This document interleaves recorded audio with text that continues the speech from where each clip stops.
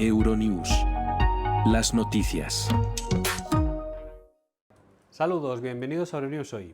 Abrimos nuestro informativo con la materialización arancelaria por parte de Estados Unidos ante los vehículos importados. Trump ha impuesto un arancel del 25% que tanto Europa como Canadá han tachado de abusivas. Ambas han anunciado que responderán ante ellas de manera coherente. Por otro lado, tenemos la conclusión de la reunión en Francia de la Coalición de Voluntarios para el Apoyo a Ucrania, donde ha asistido el presidente de España, Pedro Sánchez. Además de ello, hemos visto cómo Alemania podría reimplantar el servicio militar obligatorio o cómo Polonia ha suspendido el derecho de asilo. Comenzamos.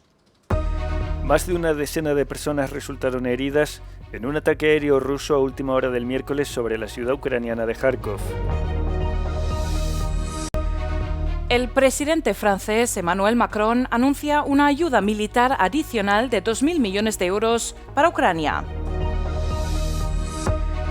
Después de que Israel pusiera fin al alto el fuego en Gaza, cada vez se plantean más preguntas sobre si esto ayudará a la liberación de los rehenes de Hamás.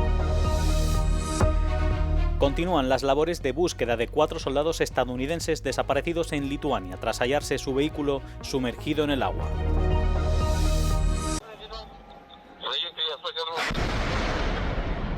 Al menos 12 personas resultaron heridas, entre ellas una niña de 12 años, en un ataque aéreo ruso a última hora del miércoles sobre la ciudad ucraniana de Kharkov, según las autoridades locales. Los ataques se dirigieron contra infraestructuras civiles y provocaron al menos 4 incendios distintos, causando daños en varios edificios y en una planta de producción, según el Servicio Estatal de Emergencias ucraniano. La ciudad de Oktirka, en la región de Sumy, también fue atacada por drones rusos durante la noche, lo que provocó un incendio y causó daños en varios edificios. No se ha informado de víctimas. Por su parte, el Ministerio de Defensa ruso declaró que un dron ucraniano fue derribado el miércoles sobre la región de Briansk, lo que provocó un corte del suministro eléctrico. Entre tímidos avances hacia un acuerdo de tregua parcial, Zelensky declaró que la presión sobre Rusia es necesaria para acelerar la eficacia de la diplomacia. El presidente francés Emmanuel Macron ha prometido una ayuda militar adicional de 2.000 millones de euros para Ucrania. El anuncio se produjo durante una rueda de prensa en París el miércoles antes de una cumbre internacional de alto nivel sobre la seguridad a largo plazo de Ucrania prevista para el jueves por la mañana. Estos 2.000 millones de euros de apoyo forman parte de este primer componente y nuestra voluntad es movilizar a todos los socios que estarán presentes para continuar inmediatamente este camino hacia Ucrania. Este es un momento importante de la historia. El modo y la manera en que la actual generación de líderes en Europa definirá el sistema de seguridad de Europa para las generaciones futuras. Esto es en lo que estamos trabajando ahora y para establecer una paz sostenible en aras de unas garantías de seguridad fiables en nuestra Europa. Delegaciones de unos 30 países participan en la cumbre del jueves en París para formar la denominada Coalición de Voluntarios, un grupo de países dispuestos a ofrecer garantías de seguridad para Ucrania. El presidente de Estados Unidos, Donald Trump, impuso el miércoles un nuevo arancel del 25% a las importaciones de automóviles y piezas de recambio que entren en el país. Trump señaló que los últimos gravámenes entrarían en vigor los días 2 y 3 de abril y que los aranceles sobre las piezas empezarían a aplicarse en mayo o más tarde. Digamos que entre 600.000 millones y $1 billón serán recaudados en un periodo de tiempo relativamente corto, en un año desde ahora. Tras el anuncio, la bolsa estadounidense se hundió. Von der Leyen y Mark Carney reaccionaron a la medida. Lamentamos profundamente esta medida. Es un ataque directo a los trabajadores de Unifor, frente a los que estuve esta mañana en el puente Ambassador, un puente que es un símbolo y una realidad. Hasta ahora los estrechos lazos entre nuestros dos países, lazos de parentesco y lazos de comercio, están en proceso de romperse. La medida fomentaría la fabricación nacional, pero podría poner en aprietos a fabricantes de automóviles estadounidenses que dependen de cadenas de suministro mundiales. Tras poner fin a un alto el fuego de 2 meses, Israel planea ahora una nueva operación terrestre de mayor envergadura en Gaza, que podría implicar el envío de decenas de miles de soldados para despejar y luego ocupar grandes zonas del territorio. Casi un año y medio después de los brutales ataques de Hamás del 7 de octubre, el primer ministro israelí, Benjamin Netanyahu, parece estar más decidido y con más poder que nunca para proceder a una escalada con el fin de alcanzar los objetivos de desmantelar las capacidades de gobierno y militares de Hamás, así como eliminar una amenaza futura de Gaza. Pero cada vez se plantean más preguntas, incluso desde el pueblo de Israel, sobre si esto ayudaría a traer de vuelta a los rehenes israelíes o podría poner sus vidas en un peligro aún mayor, mientras que al mismo tiempo persigue más devastación y muerte en Gaza. Israel cree que 24 rehenes siguen vivos y retenidos en Gaza. Un superviviente del ataque al Festival de Música Nova cree que liberarlos sigue siendo el principal objetivo de la gente y que no ha cambiado. Sé que ha pasado un año y medio desde aquel día y que algunas personas vuelven a su vida normal, pero puedo decirle que nosotros como supervivientes no seguiremos adelante hasta que todo el mundo vuelva a casa.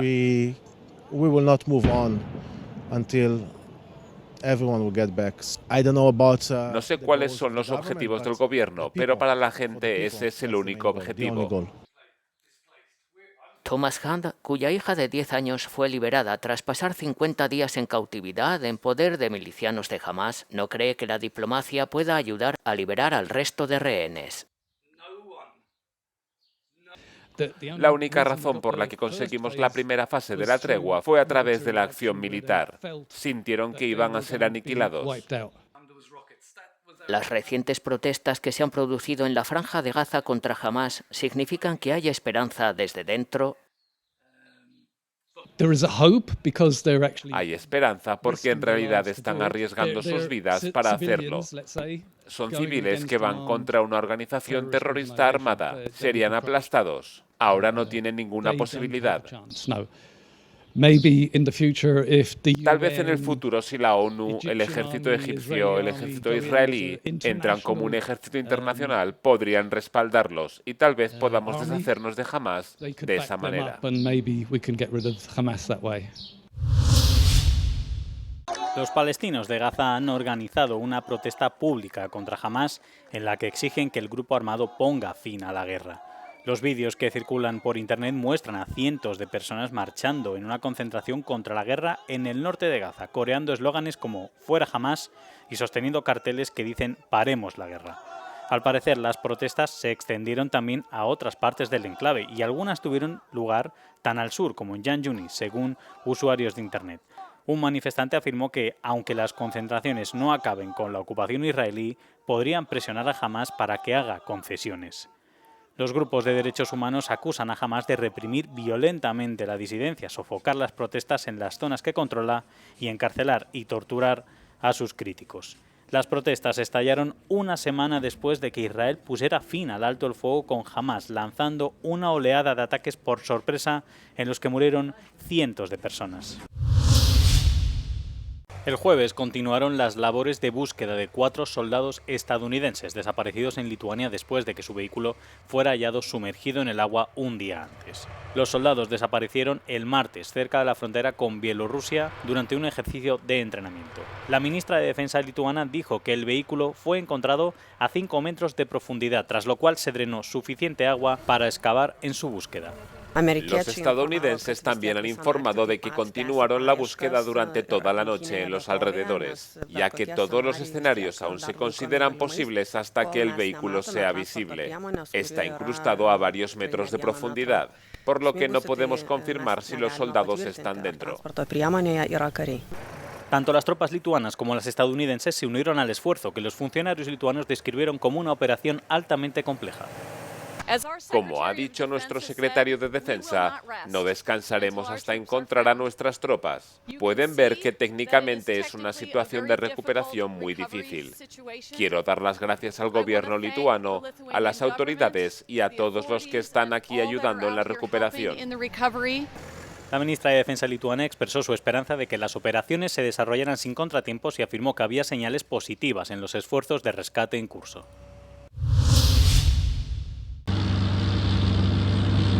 Tras la aprobación de un fondo destinado a la defensa alemana, la atención mediática vuelve a centrarse en el servicio militar obligatorio pausado desde 2011.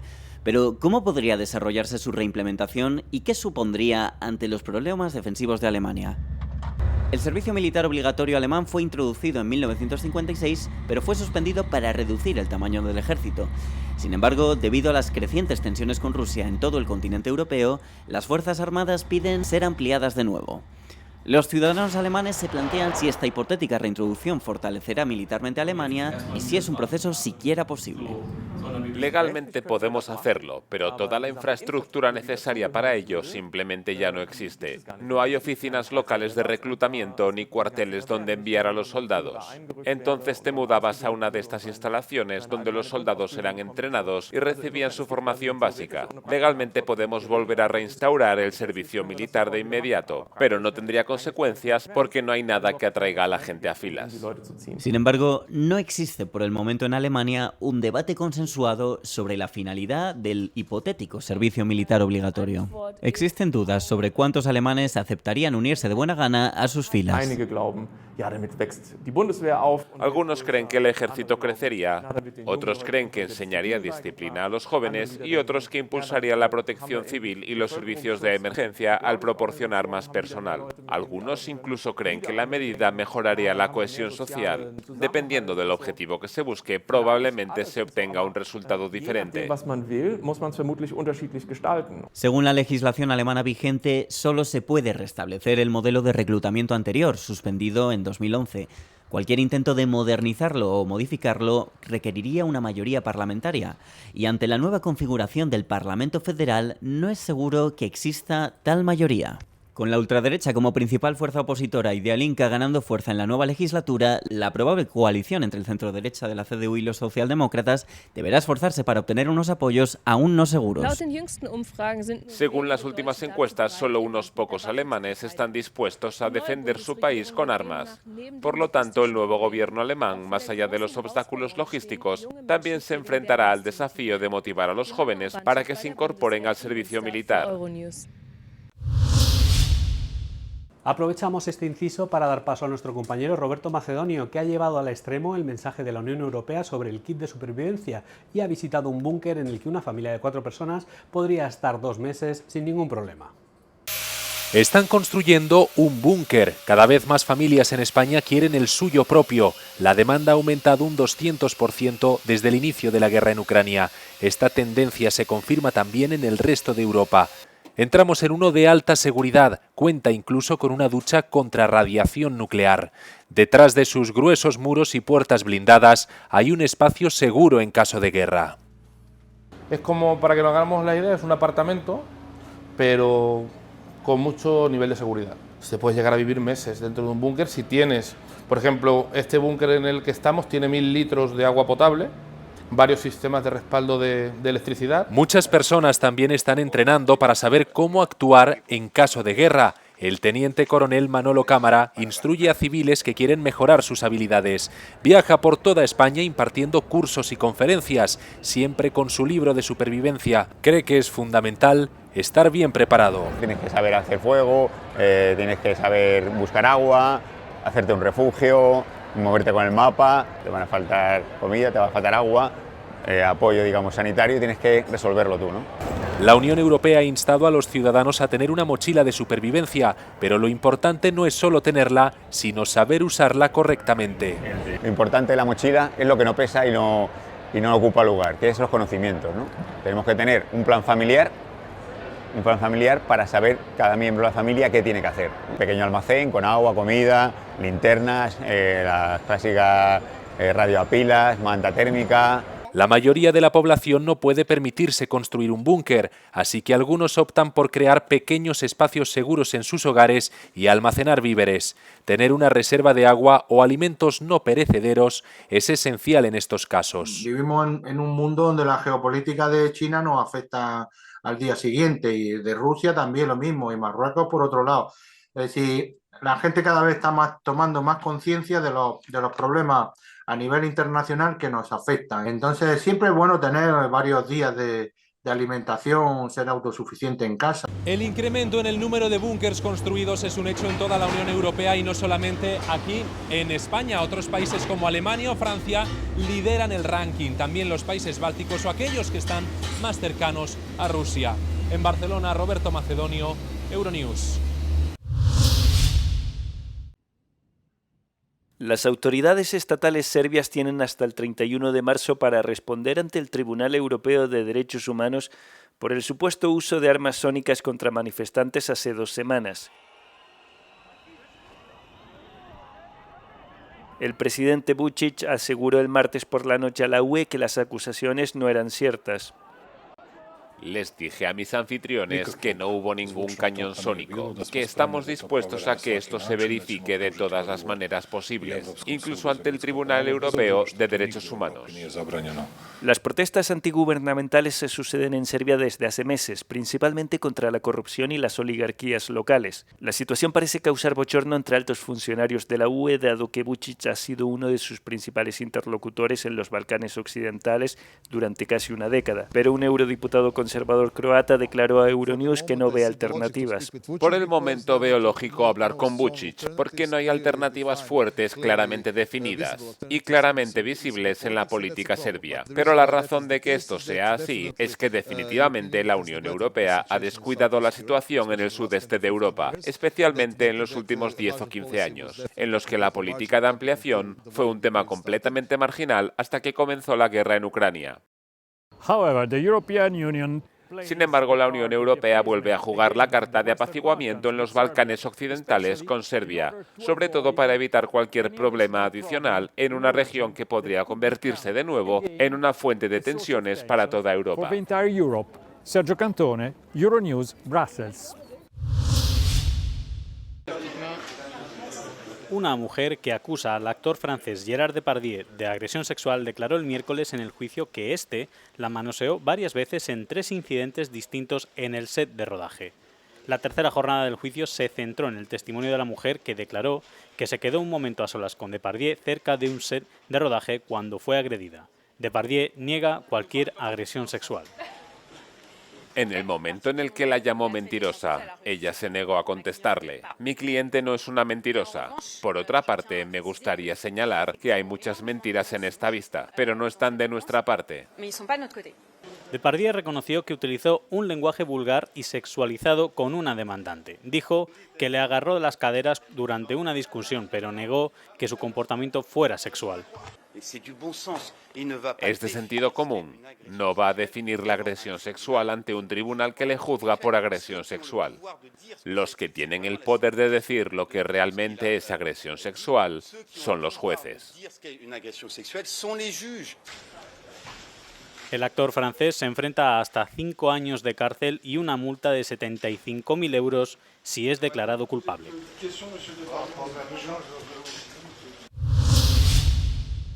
El Tribunal Supremo de Brasil admitió los cargos contra el expresidente Jair Bolsonaro por presuntamente haber tramado un golpe de Estado para mantenerse en el cargo tras su derrota en las elecciones de 2022 frente a Lula da Silva. Los 5 jueces votaron unánimemente a favor de juzgar a Bolsonaro y a otros 7 aliados por 5 cargos, entre los que figura el de participación en una organización criminal armada.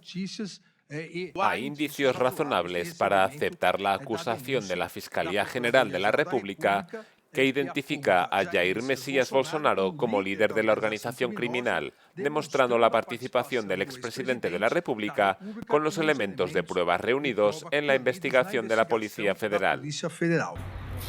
Bolsonaro ha negado repetidamente haber actuado mal y dice que está siendo perseguido políticamente.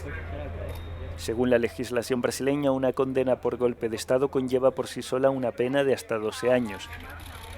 Si se combina con los otros cargos que enfrenta el expresidente, podría conducirle a una sentencia de décadas en prisión.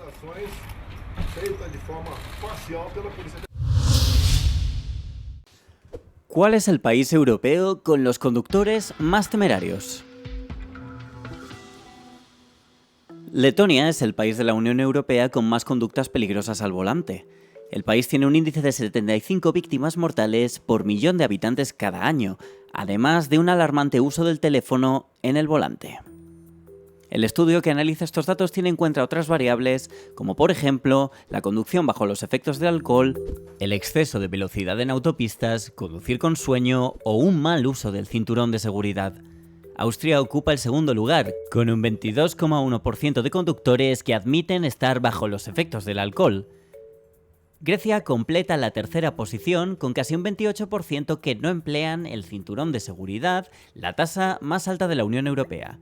Los conductores finlandeses también tienen comportamientos imprudentes con más del 40% hablando por teléfono mientras conducen, la tasa más alta de entre todos los países del estudio.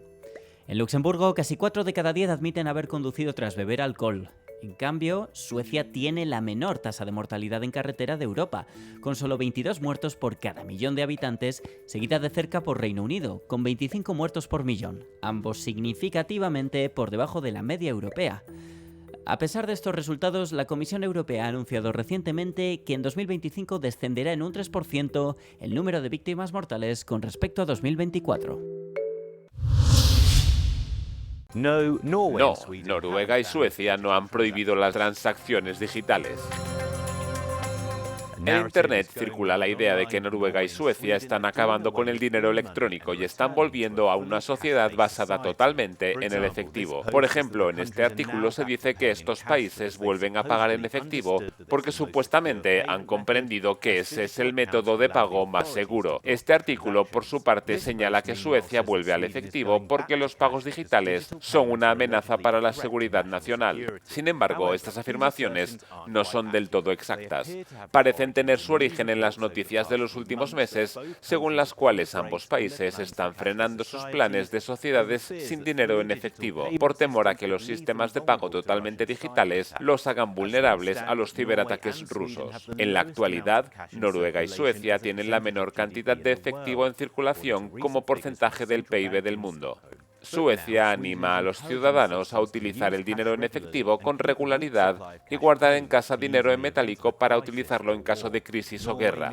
Noruega, por su parte, acaba de promulgar una ley que multa a los comercios que no acepten dinero en efectivo y ha aconsejado a los ciudadanos que tengan efectivo por si son atacados los sistemas de pago digitales. El Banco Central de Suecia señaló a Euroverify que no abandona los pagos digitales y que sigue adelante con sus planes de introducir una corona electrónica. La narrativa engañosa en línea parece alimentar los temores a la moneda digital, en particular el euro digital previsto por el Banco Central Europeo. Quienes se oponen al euro digital afirman que podría dañar la privacidad, el control financiero y la seguridad, e incluso suplantar por completo al dinero en efectivo. Sin embargo, el Banco Central Europeo ha afirmado que un euro digital complementaría al efectivo, que no lo sustituiría y que sería seguro.